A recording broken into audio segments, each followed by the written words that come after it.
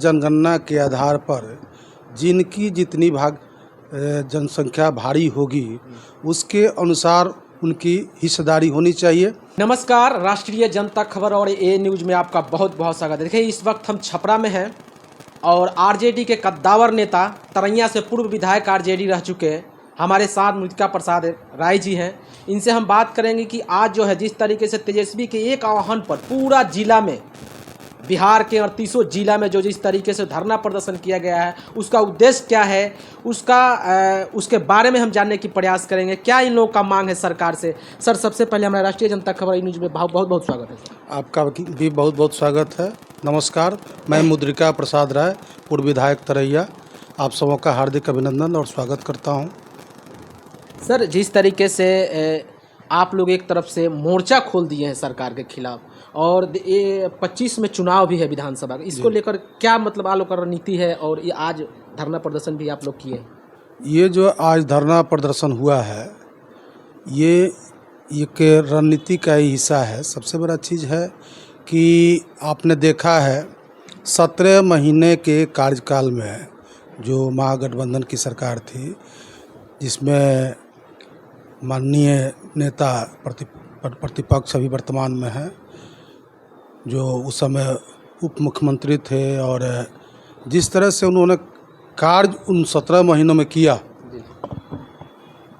जिस तरह से सरकारी नौकरियां 17 महीनों में दी गई उनके प्रयास से, जिस तरह से जातिगत जनगणना पूरे बिहार में हुई और उनका जो लक्ष्य था कि जातिगत जनगणना के आधार पर जिनकी जितनी जनसंख्या भारी होगी उसके अनुसार उनकी हिस्सेदारी होनी चाहिए, और उसी के आलोक में जो विधानसभा द्वारा ये पारित किया गया, जो 65% आरक्षण बढ़ा करके किया गया, तो इसका प्रभाव पूरे राज्य पर हुआ और लोगों में एक उनके प्रति जो धारणा बनी कि समाज के हर तबके के लिए जिस तरह से तेजस्वी प्रसाद यादव जी कार्य कर रहे हैं और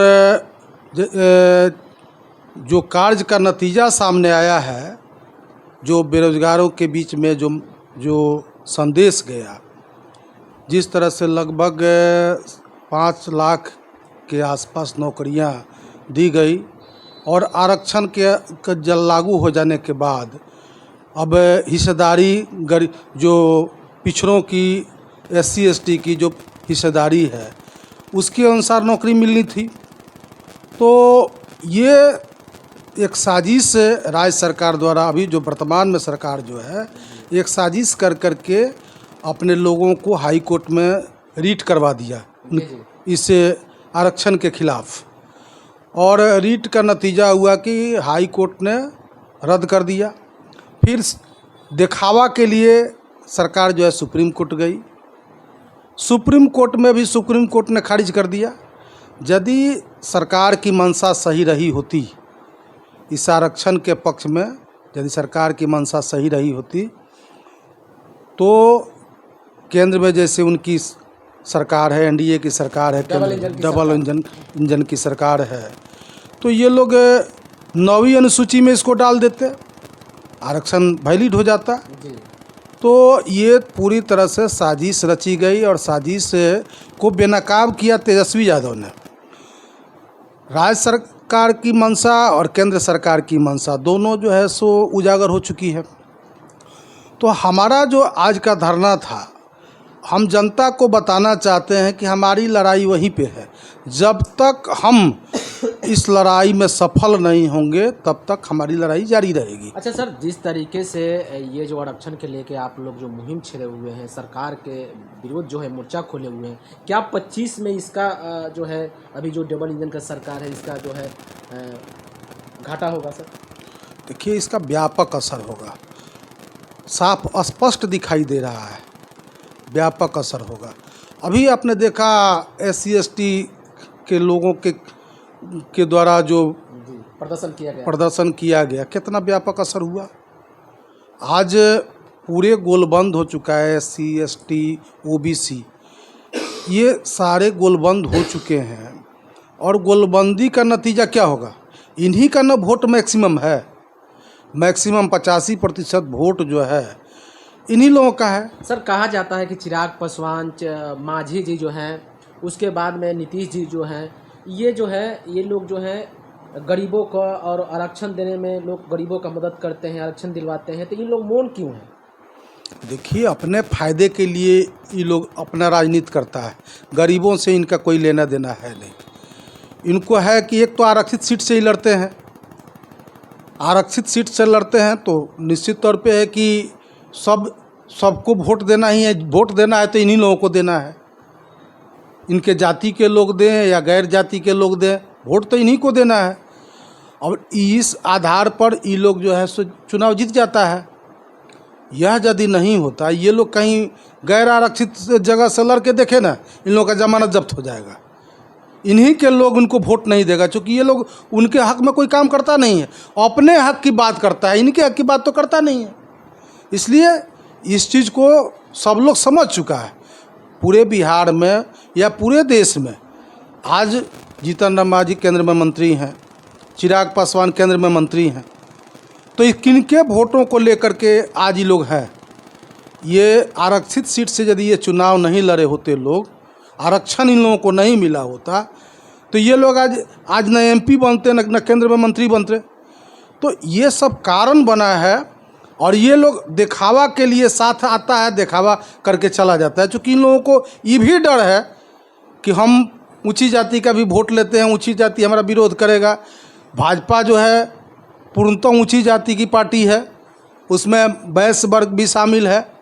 तो ये वर्ग जो है, वर्ग विशेष जो है, ये वर्ग विशेष जो है कभी भी अति पिछड़ा, महादलित, OBC SC ST के साथ रह करके कार्य करना नहीं चाहता है। ये इसके वोट का इस्तेमाल करके सत्ता में आना चाहता है। सर एक समय ऐसा था कि आप RJD से अपना दूरी बना लिए थे, लेकिन फिर आपको RJD से फिर आपसी करना पड़ा।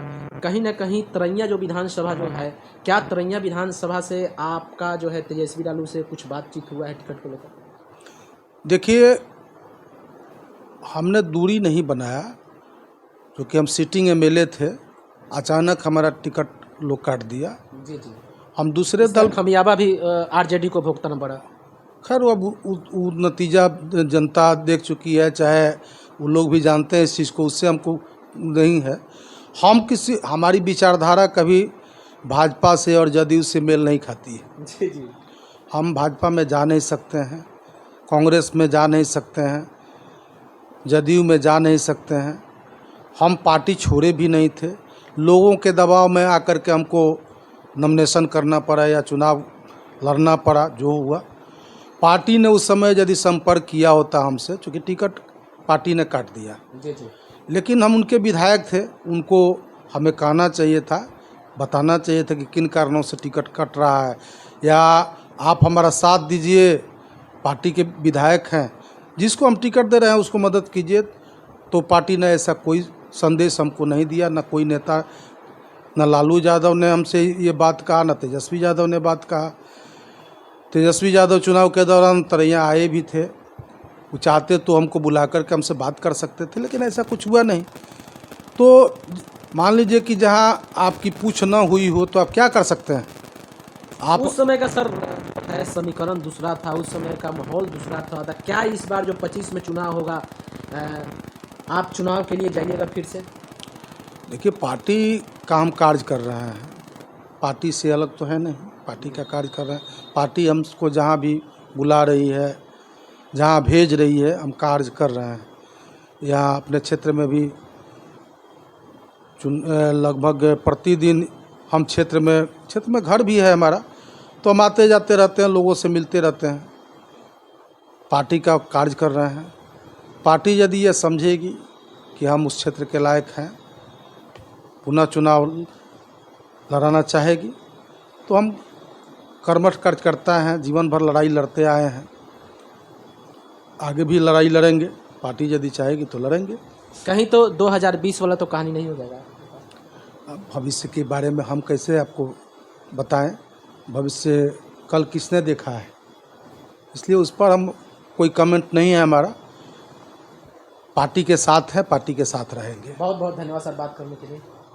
तो ये थे कद्दावर नेता जो एक तरैया विधानसभा, जो सारण के अंतर्गत तरैया विधानसभा आता है, इन्होंने जिस तरीके से ना ये बीजेपी में जा सकते हैं, ना जदयू में जा सकते हैं, ना ही कांग्रेस में जा सकते हैं, ये जो है कट्टर जो है आरजेडी जो है, आरजेडी का जो है इन्होंने जिस तरीके से सपोर्ट किया अपने तरैया विधानसभा से, तरैया से भी चुनाव भी लड़ा, इसका खमियाबा भी जो है लालू जी का भुगतना पड़ा। लेकिन इस बार जो समीकरण बदला हुआ है और निश्चित है अगर इनके चेहरा पर अगर पार्टी विश्वास करती है तो ये आरजेडी के झोली में निश्चित है कि जो है विधायक का सीट डालने जा रहे हैं।